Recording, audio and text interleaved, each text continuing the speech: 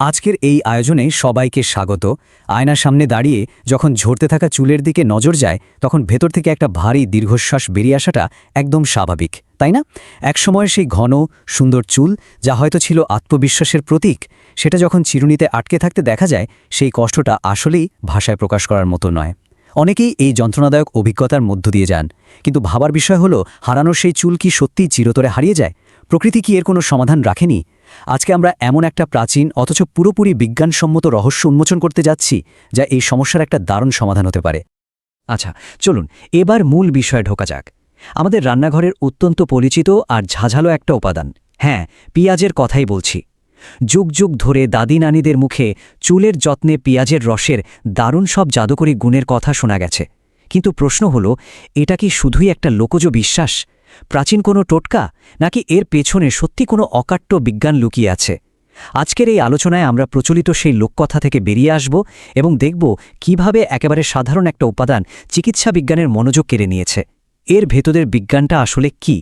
তো আজকে আমরা মূলত 5টি বিষয় নিয়ে কথা বলবো। 1. চুল পড়ার প্রাকৃতিক সমাধান। 2. পেঁয়াজের রসের বৈজ্ঞানিক ভিত্তি।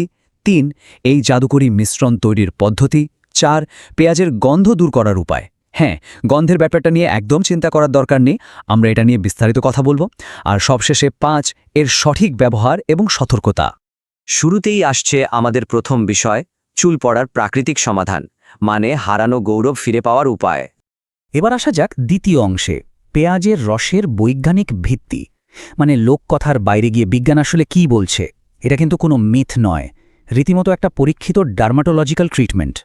বিষয়টা একটু বুঝিয়ে বলি। 2002 সালে জার্নাল অব ডার্মাটোলজিতে প্রকাশিত একটা যুগান্তকারী গবেষণার কথা যদি ধরি, সেখানে দেখা গেছে যারা অ্যালোপেশিয়া এরিয়াটা বা মাথায় চাকা চাকা টাক পড়ার সমস্যায় ভুগছিলেন, তাদের ওপর এই পেঁয়াজের রস জাদুর মতো কাজ করেছে। ফলাফলটা রীতিমতো চমকে যাওয়ার মতো। যারা দিনে 2 বার পেঁয়াজের রস ব্যবহার করেছিলেন, মাত্র 6 সপ্তাহের মধ্যে, জি ঠিকই শুনেছেন, মাত্র 6 সপ্তাহের মধ্যে তাদের 87% মাথায় নতুন চুল গজানো শুরু হয়েছিল।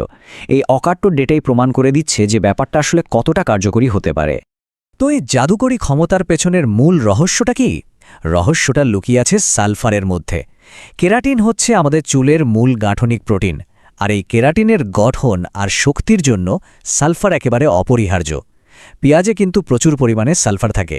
পেঁয়াজের রস যখন মাথার ত্বকে পৌঁছায়, তখন এটি সেখানে রক্ত সঞ্চালন অনেকটাই বাড়িয়ে দেয় এবং প্রাকৃতিকভাবে কোলাজেন উৎপাদনে দারুণ সাহায্য করে। সহজ কথায় বলতে গেলে, এটি মৃতপ্রায় আর ঘুমন্ত চুলের গোড়াগুলোকে নতুন করে পুষ্টি দিয়ে একেবারে জাগিয়ে তোলে।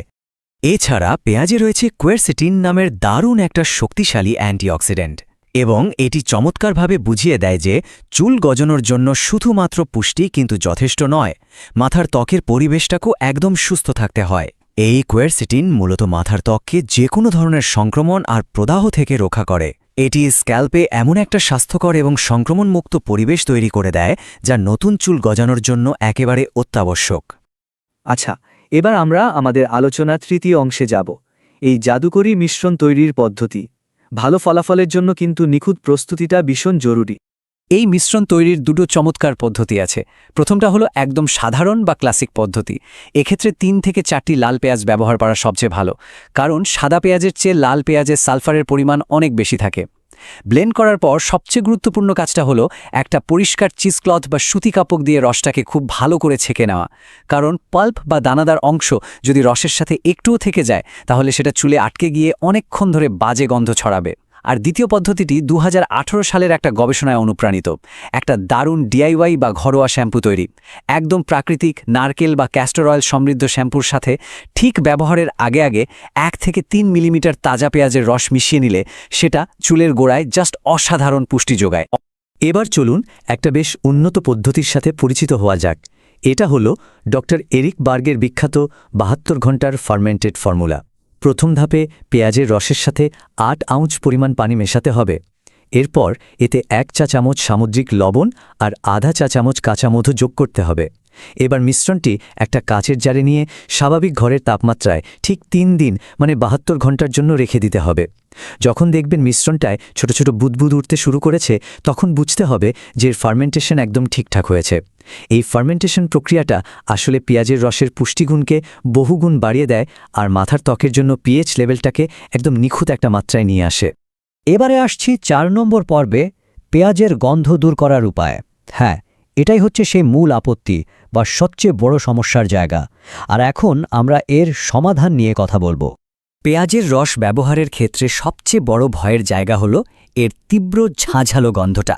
মাথার ত্বকের প্রাকৃতিক তেলের সাথে পেঁয়াজের সালফার যৌগগুলো মিশে মূলত এই বিদঘুটে গন্ধটা তৈরি করে।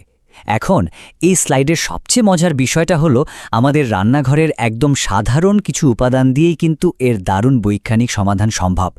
যেমন ধরুন লেবুর রস। সামান্য লেবুর রস মেশালে এর সাইট্রিক অ্যাসিড সরাসরি সালফার যৌগের গন্ধকে নষ্ট করে দেয়। আবার ল্যাভেন্ডার বা রোজমেরির মতো এসেনশিয়াল অয়েল শুধু যে গন্ধ ঢেকে দেয় তা নয়, মনে একটা প্রশান্তিও নিয়ে আসে। চুল ধোয়ার একদম শেষ পর্যায়ে পানিতে 2 টেবিল চামচ অ্যাপেল সাইডার ভিনেগার মিশিয়ে ব্যবহার করলে সেটা পেঁয়াজের অবশিষ্টাংশ দূর করে এবং পিএইচ ব্যালেন্স করে। আর এর পরেও যদি মনে হয় একটু গন্ধ থেকে গেছে, তাহলে লিকার কফি দিয়ে চুল ধুয়ে ফেললে কফির কড়া সুঘ্রাণ যে কোনো অবশিষ্ট গন্ধকে পুরোপুরি গায়েব করে দিতে পারে। এবার আমরা চলে এসেছি আমাদের শেষ অংশে, 5 নম্বর পর্ব, সঠিক ব্যবহার এবং সতর্কতা। এটা মূলত নিজের প্রতি যত্নশীল হওয়ার একটা সূক্ষ্ম রুটিন। রসটা লাগানোর নিয়মটা খুব সহজ, তবে একটু ধৈর্য লাগবে। একটা কটন প্যাড বা ড্রপার ব্যবহার করে খুব আলতোভাবে রসটা মাথার ত্বকে লাগাতে হবে।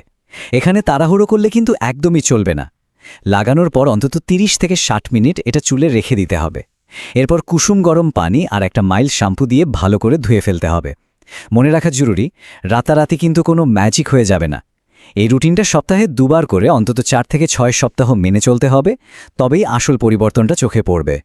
সুতরাং সবচেয়ে গুরুত্বপূর্ণ বিষয়টা হলো পেঁয়াজের রস কখনোই, কোনো অবস্থাতেই সারা রাত চুলে লাগিয়ে রাখা যাবে না। এর ফলে মাথার ত্বকে মারাত্মক প্রদাহ বা স্কিন ইনফ্ল্যামেশন হতে পারে। আর একটা অত্যন্ত জরুরি ব্যাপার হচ্ছে, পুরো মাথায় ব্যবহারের আগে কানের পেছনে বা হাতের ত্বকে সামান্য একটু রস লাগিয়ে অবশ্যই একটা প্যাচ টেস্ট করে নিতে হবে। যদি দেখা যায় অ্যালার্জি বা জ্বালাপোড়া হচ্ছে, তাহলে এটা এড়িয়ে চলাই সবচেয়ে নিরাপদ। প্রকৃতি তার অত্যন্ত শক্তিশালী একটা উপাদান আমাদের সামনে তুলে ধরেছে, আর বিজ্ঞানও এর কার্যকারিতা একেবারে প্রমাণ করে দিয়েছে। কিন্তু প্রশ্ন হলো, সেই দুর্গন্ধের ভয়কে জয় করে হারানো চুল ফিরিয়ে আনার জন্য প্রয়োজনীয় ধৈর্য আর অধ্যবসায় কি শেষ পর্যন্ত ধরে রাখা সম্ভব? প্রকৃতির সমাধান দিয়েছে ঠিকই, কিন্তু সেটা কাজে লাগানোর সদিচ্ছাটা আমাদের ওপরই নির্ভর করছে। এই ছোট্ট চিন্তার খোরাকটি রেখে আমাদের আজকের এই আয়োজন এখানে শেষ করছি।